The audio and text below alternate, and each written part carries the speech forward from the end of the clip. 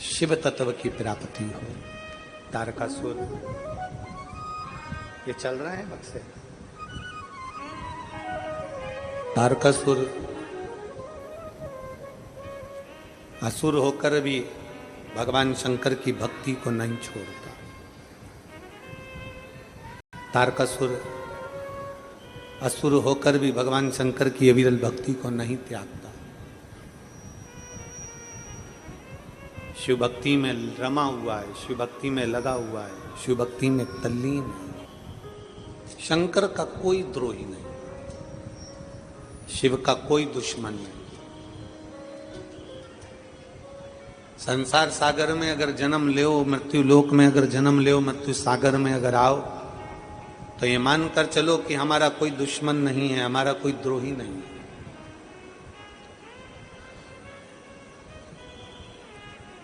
हम अगर दूसरे के प्रति समर्पण का भाव रखते हैं तो जरूर हमारे लिए भी हमारा भोलेनाथ कुछ ना कुछ अच्छा सोच कर रखता।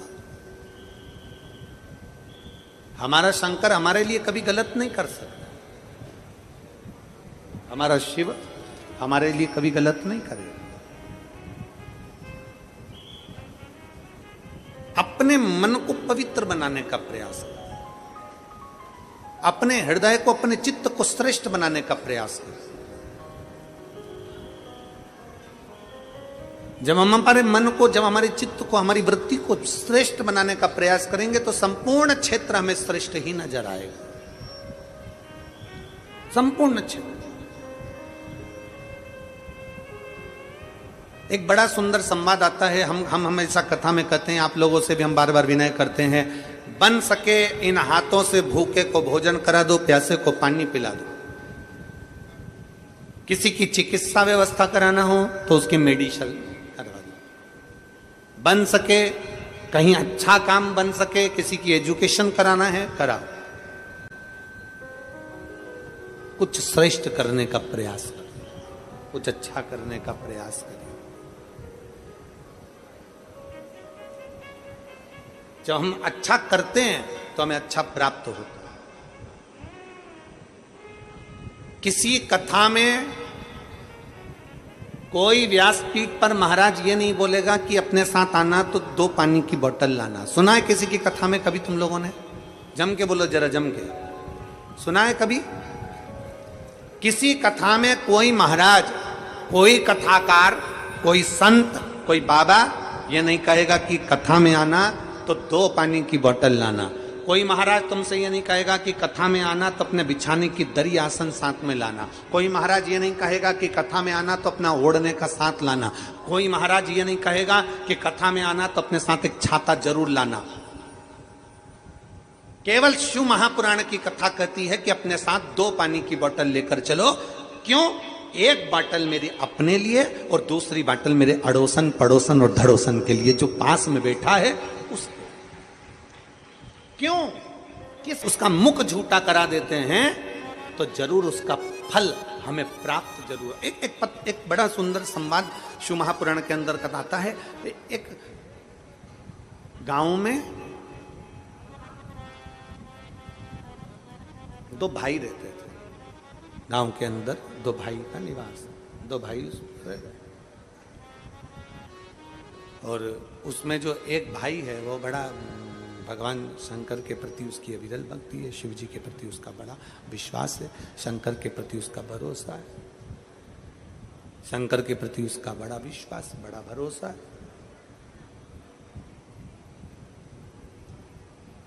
और दूसरे नंबर का जो भाई है, दूसरे नंबर का जो उसका भाई है वो इतना भरोसा नहीं करता था, विश्वास नहीं करता था, उसकी दृढ़ता इतनी नहीं, उसका भरोसा इतना नहीं।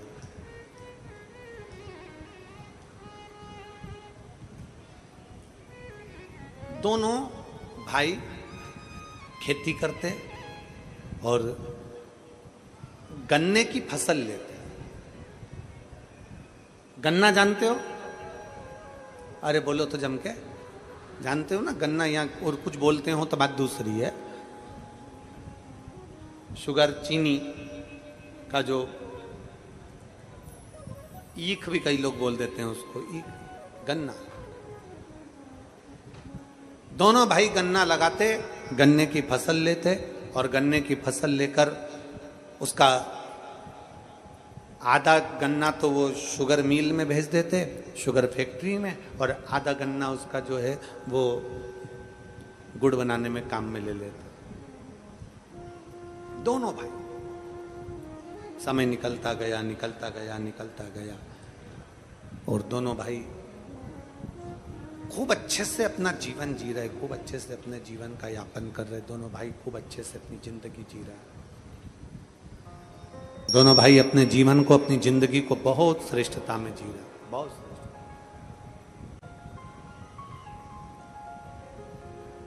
बड़ा भाई शंकर भगवान को रिझाता था, शिव भक्ति करता था, शंकर का स्मरण करता था, शिव तत्व को जानता था। उसका एक नियम बड़ा प्रबल था। बड़े भाई बड़ा भारी नियम था उसका।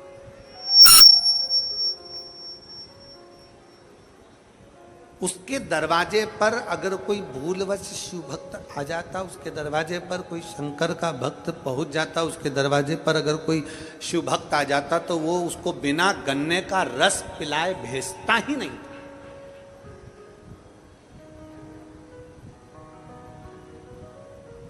गन्ने का रस पिलाएगा, गुड़ बना होगा तो गुड़ की ढेली उसको खिलाएगा, गुड़ खिलाएगा तो खिलाएगा, साथ में गुड़ उसके साथ में बांध कर कपड़े में भी दे देगा कि तुम्हारे साथ ले जा। 2 डली 3 डली 4 डली गुड़ की उसने बांधी और दे दिया, ये गुड़ की डली है, लेकर चले जाए, गुड़ इसको बांध कर दे दिया उसको और ले जा।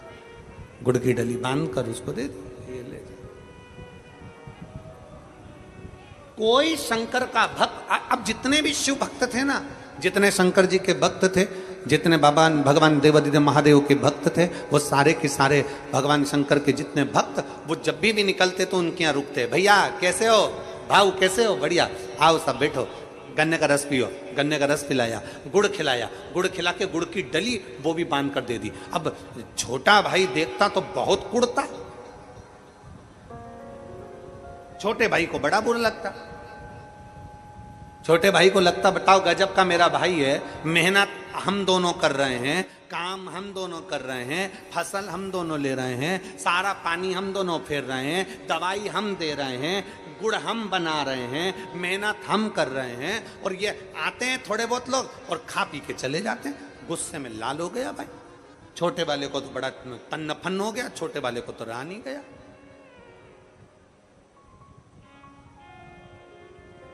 गुड़ बनता, इतनी शक्कर इतनी चीनी बनती, खूब आराम से अपनी जिंदगी जीते खूब। एक दिन छोटे भाई को लगा कि मेरा शंकर जी का भगत भैया ये शंकर जी के मंदिर में जाए तो शंकर जी के मंदिर में गुड़ चढ़ा करा जाए, ये शंकर जी के मंदिर जाए तो गन्ने का रस चढ़ा करा जाए, ये शंकर जी के भगत होना है तो खूब खिलाए पिलाए। अब एक काम करता हूं, अब की बार फसल लेंगे, तैयारी पूरी कर लेंगे, फसल आएगी तो मैं मेरे भैया को तीर्थ भेज दूंगा। फसल का जब आने का समय होता है ना, तभी ये शंकर के भगत होना जाते। कितना सारा गुड़ दे देना पड़ता है, कितना सारा गन्ने का रस दे देना पड़ता है। अब की बार भैया को तीर्थ भेज दूंगा। अब वापिस फसल आई, छोटे भाई ने देखा पूरी फसल आ गई, दोनों भाइयों ने मिलकर लगा ली, फसल आने का समय आ गया, गुड़ बनाने का समय आ गया, गन्ना काटने का समय आ गया, शुगर मिल में गन्ना भेजने का समय आ गया। तो छोटे भाई ने अपने बड़े भाई के पांव दबाते दबाते कहा, भैया मेरा मन है, आप अभी तक कोई तीर्थ नहीं गए हो, भैया आप तीर्थ चले जाओ। अब की बार फसल में काटूंगा, शुगर मिल में भेजूंगा, शुगर फैक्ट्री में मैं भेजूंगा, गुड़ में बनाऊंगा, आप चले जाओ, आप तीर्थ करिए। बड़े भाई ने कहा नहीं, फसल सामने आई हुई है तो मेरे को तो मेहनत करना पड़ेगी ना, अपन दोनों किसानी करते हैं दोनों को। नहीं नहीं भैया आप चले जाओ, मैं हूं ना, मेरे पे भरोसा नहीं किया।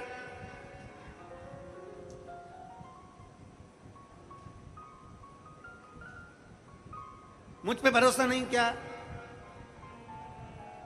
ए भाऊ मुझ पे भरोसा नहीं किया। नहीं तेरे पे तो भरोसा है पूरा है, तो फसल में ले लूंगा, तुम जाओ।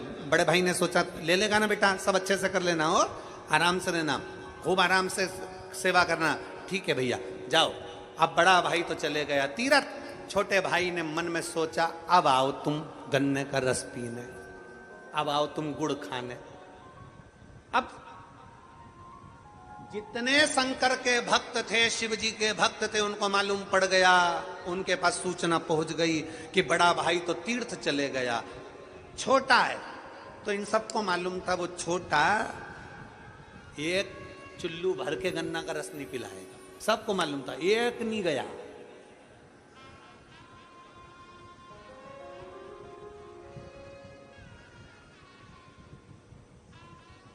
एक नहीं। मैं माननीय अन्ना जी को एक बात कहना चाहूंगा। उस बात के पीछे हमको बहुत हंसी आई। कल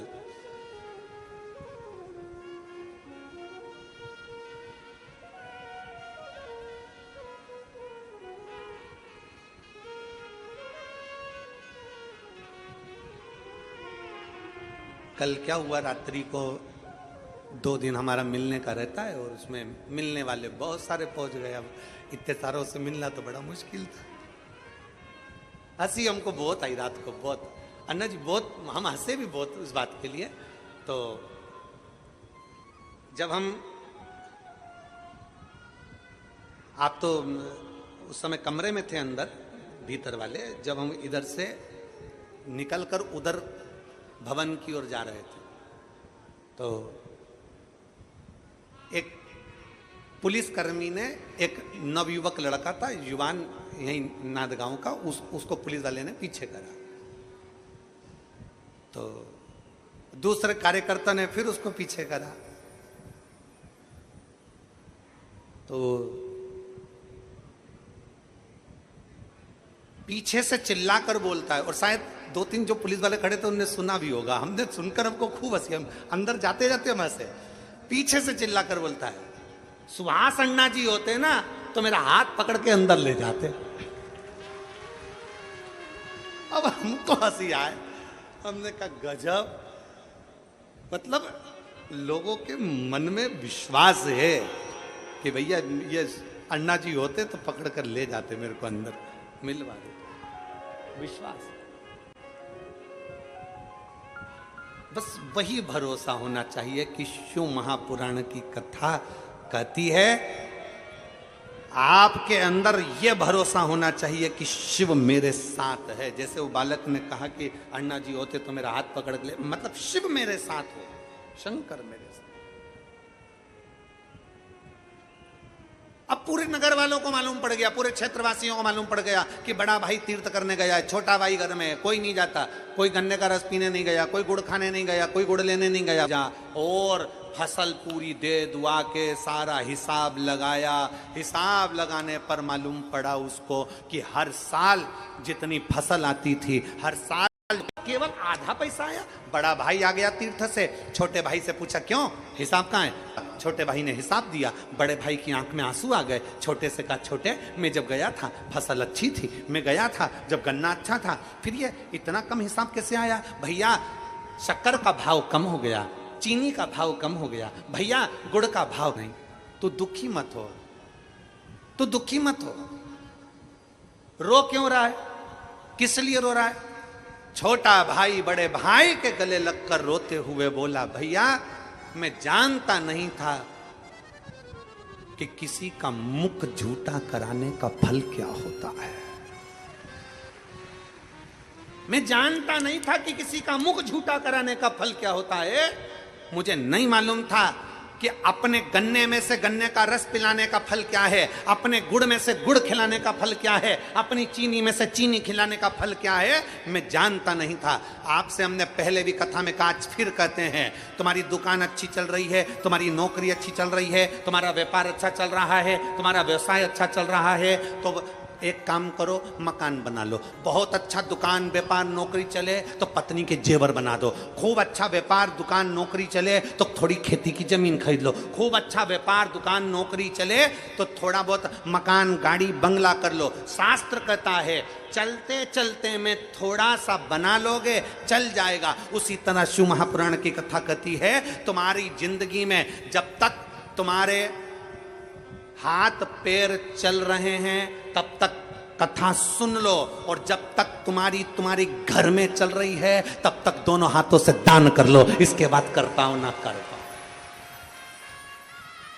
चलती दुकान में से थोड़ा सा सामान निकाला, भूखे को भोजन करा दिया, प्यासे को पानी पिला दिया, भोजन करा दिया, अन्नदान कर दिया। हम आपसे कभी नहीं कहते कि तुम करोड़ों का अन्नदान करो। हम आपसे कहते हैं अगर घर से आ रहे हो तो कुछ रोटी, थेपला, पराठा, पूड़ी, बेसन, रोटी कुछ भी बना कर लिया और मुख झूठा कराओ इन शिव भक्तों का। उस छोटे भाई ने गले लगकर आंख में आंसू भर कर कहा, भैया तू शिव भक्तों के मुख झूठे करा देता था इसलिए फसल भी अच्छी आती थी, तो शिव भक्तों का मुख झूठा करा देता था इसलिए पैसा भी अच्छा आता था। हमने देखा है, हम अपनी व्यासपीठ से कहते हैं एक इतनी छोटी सी डायरी ले लो और किसी को अगर 5 रुपए का पानी पिलाया है, शिव महापुराण के अंदर इन शिव भक्तों की सेवा करिए। अगर 5 रुपए का पानी पिलाया है तो एक डायरी पर तारीख के समेत लिख कर रखो, 3 महीने के बाद हमको बताना वो 5 रुपया तुम्हारा 5,000 के बराबर हुआ कि नहीं। मेरा ओघड़ बाबा, मेरा ओघड़दानी, मेरा शंकर, मेरा त्रिकालदर्शी, मेरा कैलाशी, अविनाशी शिव जितना शिव महापुराण की कथा में लगा लेता है उससे लाख गुना मेरा कुबेर भंडारी वापिस चुका देता है, वापिस दे देता है।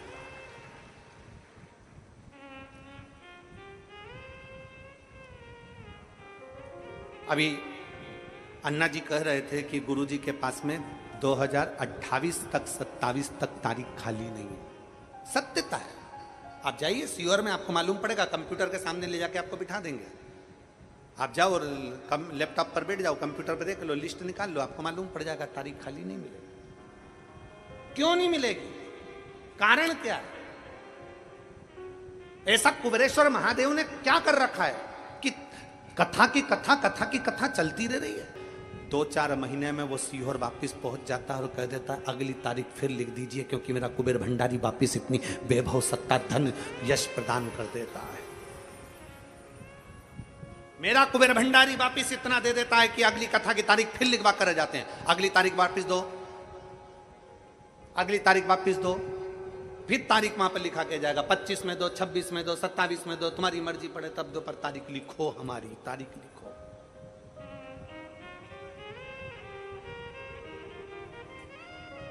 और आप में कई माताएं बैठी हैं, कई भाई बैठे हैं, कई जीजी, कई जीजा बैठे हैं जो एक कथा नहीं सुने हैं। आप में से कई लोगों ने 2 कथा, 3 कथा, 4 कथा, 5 कथा, 6 कथा सुन रखी है और आज भी कथा के पंडाल में बैठे हो। क्यों बैठे हो? तुम्हारे घर के लोग कहेंगे जब 1 बार सुन चुकी, 2 बार सुन चुकी, 3 बार सुन चुकी तो क्यों बैठी है कथा के पंडाल में?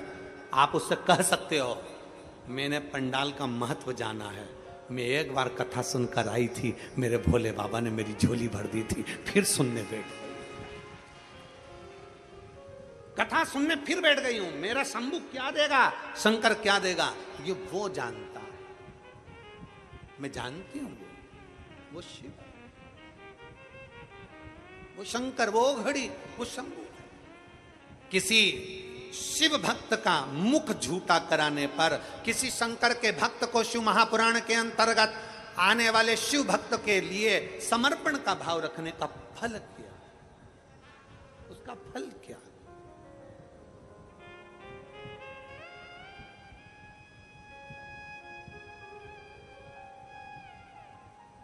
ये कथा तो देवाधिदेव महादेव की कृपा से पूर्ण हो रही। इसके पहले एक कथा थी गुड़गांव में, गुरुग्राम हरियाणा में। श्री वर्धन जी यादव जी ने वो कथा कराई थी।